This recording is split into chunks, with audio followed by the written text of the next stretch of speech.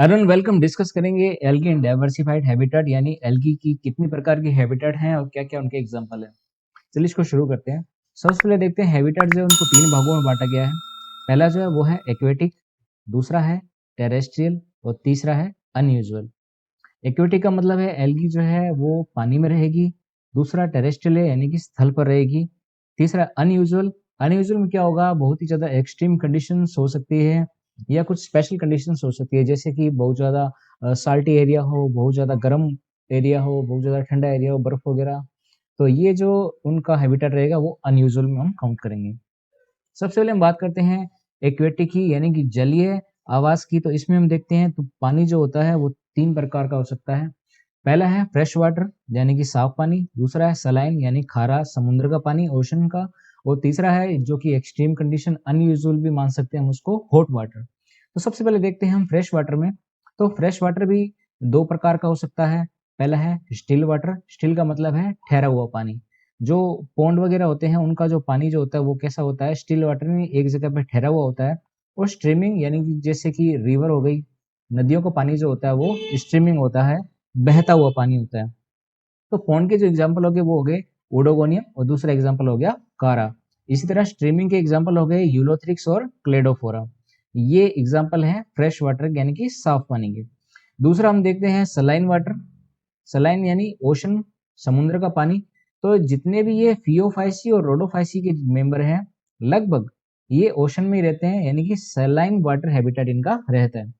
तीसरा hot water यानी कि ये एक प्रकार का अनयूजुअल ही है, मान सकते हैं इसको, अनयूजुअल में भी आएगा ये। तो हॉट वाटर में क्या होता है, पानी बहुत ज्यादा गर्म होता है, गर्म पानी के झरने होते हैं, वहीं ये रहते हैं। तो इनके एग्जाम्पल है फॉर्मिडियम और साइटोनिमा। तो ये एग्जाम्पल हो जाएंगे हमारे एक्वेटिक हैबिटेट के। उसके बाद हम देखते हैं टेरेस्ट्रियल या एरियल। टेरेस्ट्रियल और एरियल में हम दो प्रकार के देखेंगे। पहला है टेरेस्ट्रियल यानी स्थल पर, दूसरा है एरियल। एरियल का मतलब है जो पेड़ पौधे होते हैं उनकी शाखाओं, तने या पत्तियों पर ये रह सकते हैं। तो टेरेस्ट्रियल में भी दो प्रकार के होंगे। पहला है सरफेस यानी कि ये सतह पर होंगे, और दूसरा है सब टेरेनियन यानी कि ये थोड़ा सा सतह के नीचे होंगे। जहां जमीन में चूना वगैरह ज्यादा होता है तो जो शैवाल होते हैं वो जमीन की सतह के अंदर चले जाते हैं, थोड़े गैप ढूंढ लेते हैं, वहां सतह के अंदर चले जाते हैं, वो कहलाते हैं सब टेरेनियन।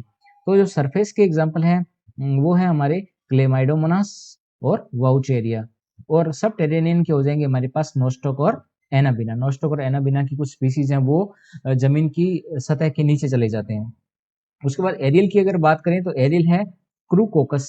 क्रूकोकस जो एल्गी होती है ये पादपों जो एरियल पार्ट होते हैं वहां पर ये पाई जाती है। तो ये हमारा एग्जांपल हो गया टेरेस्ट्रियल या एरियल का।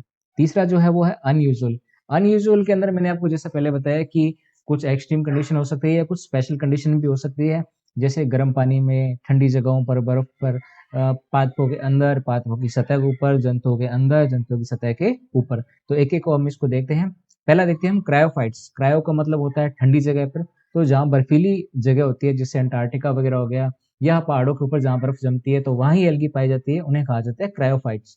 अब ये क्रायोफाइट्स एल्गी जहाँ पाई जाती है तो इनमें स्पेशल पिगमेंट की वजह से वो बर्फ को भी वो सेम कलर प्रदान कर देती है। जैसे कि इनके एग्जाम्पल हम देखते हैं क्लेमाइडोमोनास निवेलिस। क्लेमाइडोमोनास निवेलिस से में रेड पिगमेंट की वजह से जो बर्फ है वो हमें रेड दिखाई देने लग जाती है। दूसरा है एकाइलोनिमा।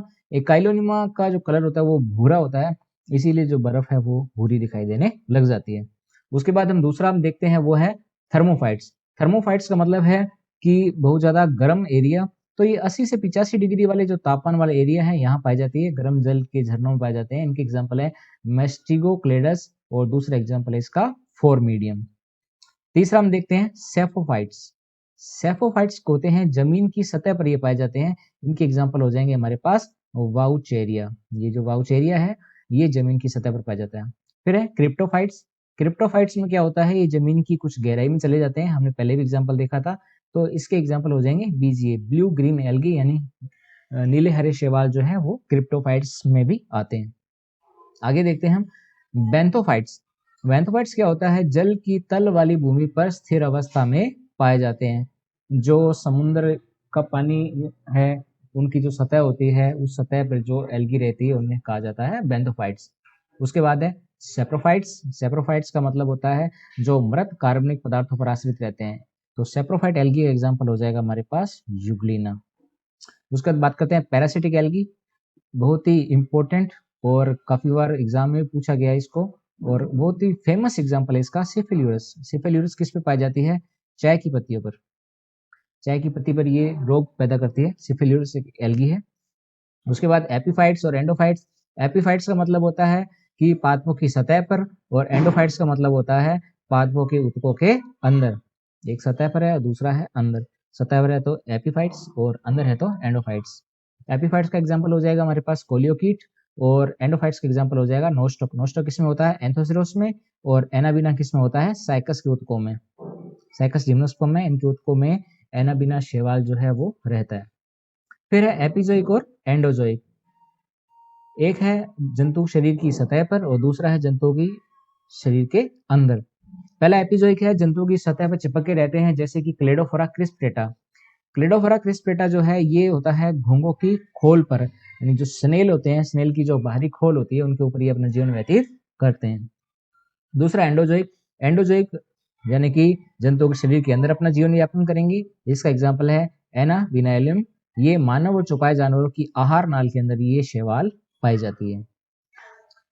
आगे देखते हैं सिम्बायोट। सिम्बायोट में जो दोनों जीव साथ साथ रहते हैं, दोनों का ही फायदा होता है।